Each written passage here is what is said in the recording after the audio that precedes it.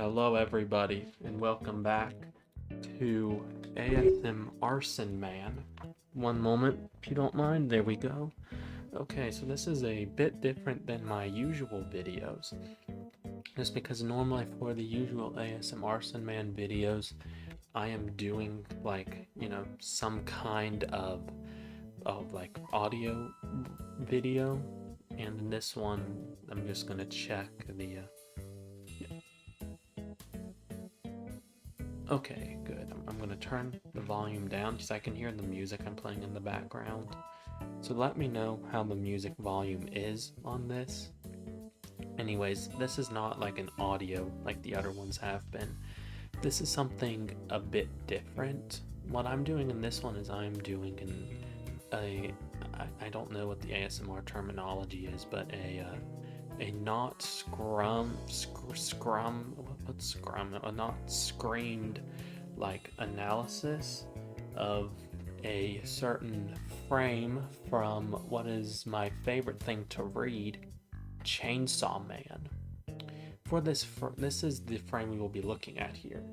Now, you might be thinking, okay, well, what is there to analyze in this frame? Well, what we are analyzing is the difference between dominance and submissiveness in these two characters and how their body language shows this off.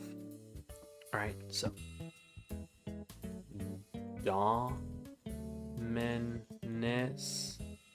and submissiveness.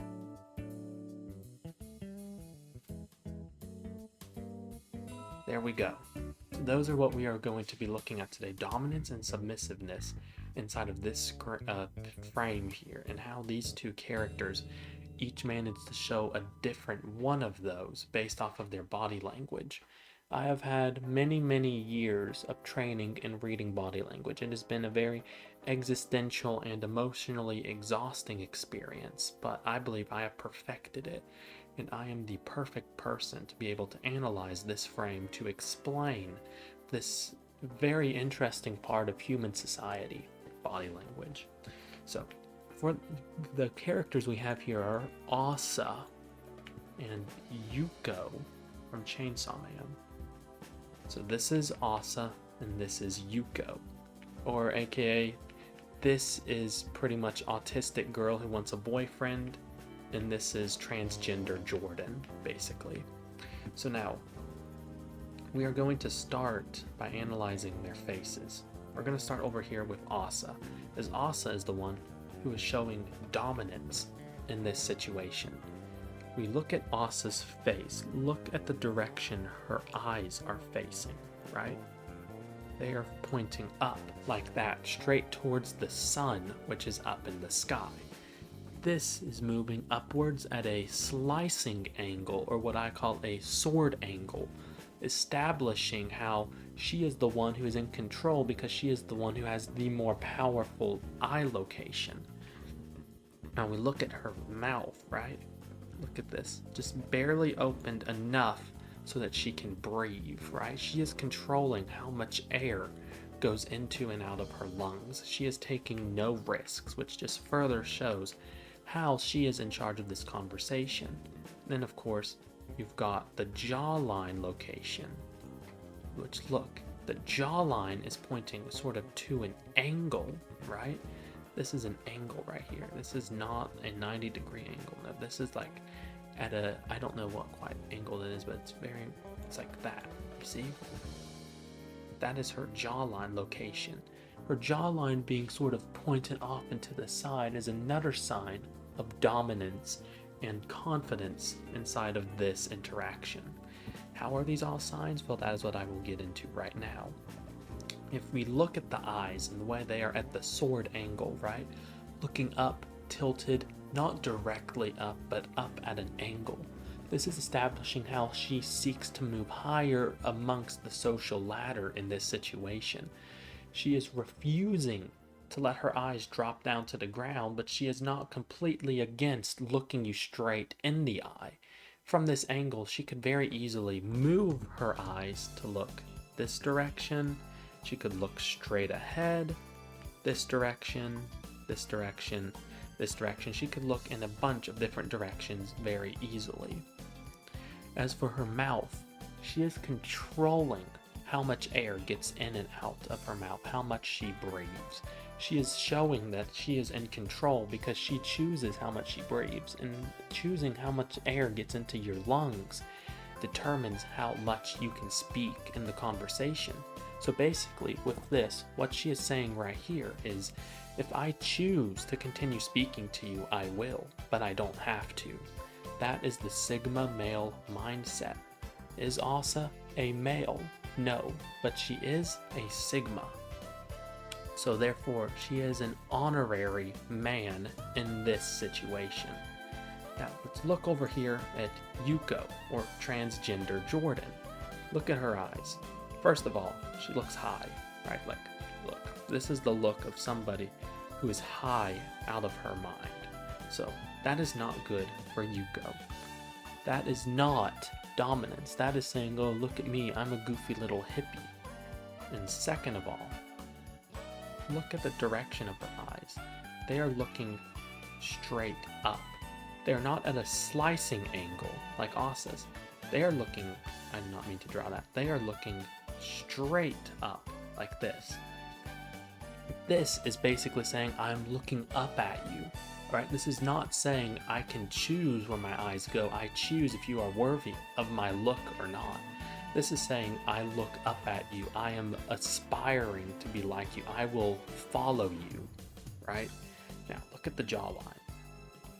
It is not at the same angle as Asa's, right? Because with Asa's, hers is sort of curved up a little bit, sort of doing a little bit of the raised chin sort of thing, which is what people do. That is like when a peacock's, like does the thing where it opens its tail feathers, the male peacocks to fight over the women. And then like it's whoever has the prettiest tail feathers wins. That is somewhat similar to the raised chin. The raised chin is a way for alphas to say, look at me, I am better than you. I deserve everything that is here. And Yuko does not have that. Her chin and her jawline is at a normal angle. And then look at her mouth, right? Her mouth is shut. She is not letting any air in at all. Asa lets the air in. She determines how much gets into her lungs. Yuko relies entirely on her nostrils for her air, which is not good, because what if somebody comes over and shoves their fingers up your nose? You cannot breathe. Asa does not have to worry about that. She is in control. Nobody's going to mess with her. But Yuko is at risk of that, all because of her body language. Next up, we are moving down to arms. I'm going to move this back up to 5 pixels, okay? Look at Asa's arms. One comes like this, the other comes like this. Alright, her arms come down here, and then her hands rest on the armrests, like so. With her hands on the armrests, this is her saying, look at me, I am in control, right? She has her arms down like she is a military general about to lead her forces to a victory against the immigrants. That is what she is doing. And then with her hands like that, you notice how they are not curled around the chair. They are just resting on the armrests. This is her way of saying, if I choose to, I can get up and leave the conversation. I do not have to sit here and take whatever you are talking about. If you bore me, I am gone. And that is even more dominance and confidence, because she knows that if she gets bored or tired or just doesn't like who she is speaking to, she can leave easily. All she has to do is apply force down against the armrests, and that will lift her shoulders, which will... Okay, you know what, I think this is a... Where would it be lifted? If you're lifting from here, then I don't know anatomy, but it'd be... I'm just going to do it from the neck because I don't know anatomy. That would lift your upper body up, which would thus lift your lower body up, allowing you to leave the conversation. That is what she is doing. She is saying if she gets bored, she can easily leave. And having the arms open, like look at the gap between her thumbs, right? Having the arms open like that is another way of saying, I do not fear you. I do not need to protect my stomach area. If you look at a cat, Cats' stomachs are their most sensitive spot. That is why in the Warrior Cats books, you will get entire paragraphs dedicated to how one cat wrestles another cat over and then starts scratching and eating their stomach. Because the stomach is the weak point of the cat. And humans are very similar to cats in that we do not want to have enemies assaulting our stomachs. Asa here is saying she does not care. If somebody tries to come to attack her stomach, well, look at her, right? She does not care. She is going to easily be able to destroy that person. Meanwhile, let's look at Yuko. Yuko's arms go like this. Both of them go and then they meet on her lap. You can see her thumb right here. Her thumbs are like that. This is a defensive posture. This is a meek, weak posture. The posture of somebody who knows that should somebody come up to attack them, she will not be capable of defending herself easily. So she's trying to sort of avoid that whole situation by having her arms crossed. All right? Her arms are not on the armrests like Asa's were, so she cannot easily get up and leave the conversation. Therefore, she is at risk. This is her saying, I will stay here no matter what you choose to discuss because I am submissive. I have no control in this situation. That is what is going on here. So it is basically what is going on so far is Asa and Yuko, if they were to get into a fight, Asa would be bringing a katana, while Yuko would be bringing a copy of the live-action Garfield movie. The live-action Garfield movie is not going to help you beat a katana in a fight, but that is what's going on here. We have katana. Technically, that's a butcher's knife, but it's pretty much the same thing. Katana versus Garfield movie.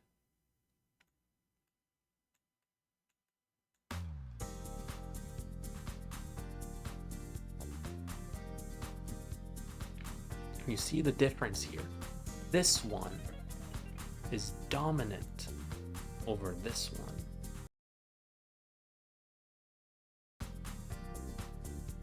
Now, finally, we get down to the legs.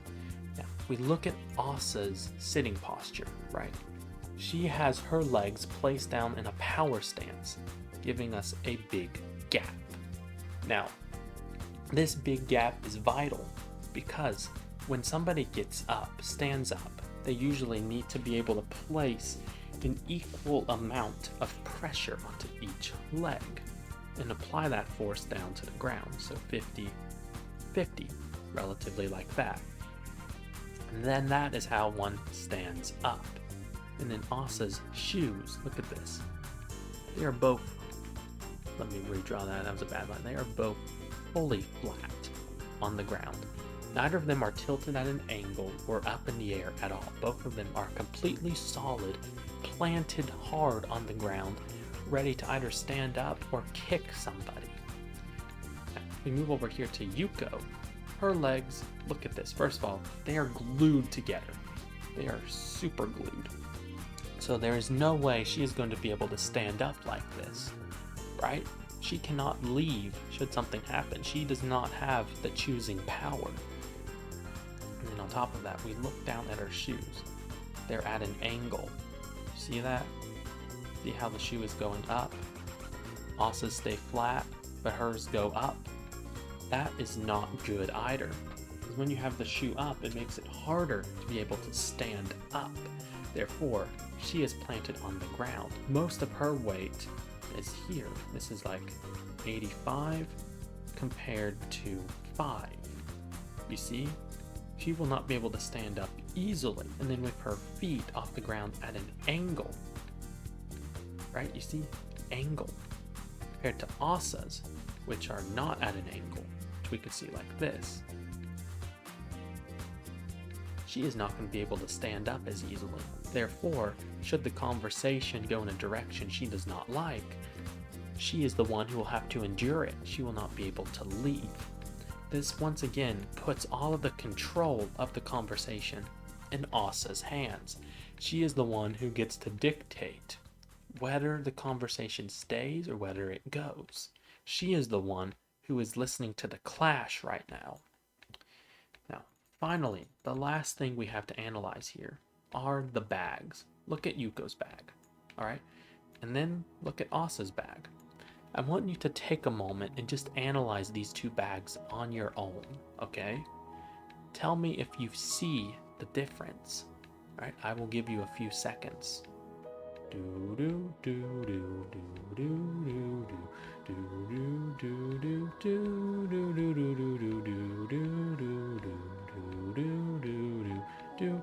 do do do do do. All right, time is up. We look at Asa's bag first. Her bag is closed. You see that? It is shut. And her bag is sitting up next to her arm in her hand in case she needs to grab it easily. With the handle in a very easy to grab location, her hand just has to slide down here about 3 feet or so, wrap up inside of this, and boom, she is out of there. Yuko, on the other hand, her arms go into her lap. Her bag is wide open. Everybody can see the contents. Nobody knows what is inside Asa's bag. She could have something as simple as school supplies, she could have pencils, she could have her secret body pillow collection, she could have plushies, she could have cocaine, she could have a bomb. Nobody knows what she has in her bags. Yuko, we can easily see what she has in her bags. She has 4 cans of Diet Dr. Pepper right here in her bag. You can clearly see that. Those are either Diet Dr. Pepper or those are canned beans. There is no other option here. And then look at the location of her bag's handle. Here. Where's her arm? It is all the way over here. She would have to first move her arm out, right? And then she'd have to move this leg out and then apply equal pressure to stand up, standing her entire body up. And then she would have to step out this way and then reach down to grab the bag and then move her arm back up. That is a lot more effort than Asa, who just has to drop her arm down and grab the handle. Therefore, Yuko is far more likely to stay here in this conversation. Once again, this is another example of how Asa is currently the one who is in charge. Asa is the one who gets to dictate where the conversation goes. And if she doesn't like where it goes, either you have to change it or she has to leave because of how her stance shows her command over the conversation. The command is all in Asa. Yuko has none. She has to stay there. So yeah, that is my expert analysis of the body language of, I think this is from volume 13. Volume 13 of Chainsaw Man, this particular frame. So I hope that this was good ASMR for you, and yeah, I will see you later, I guess.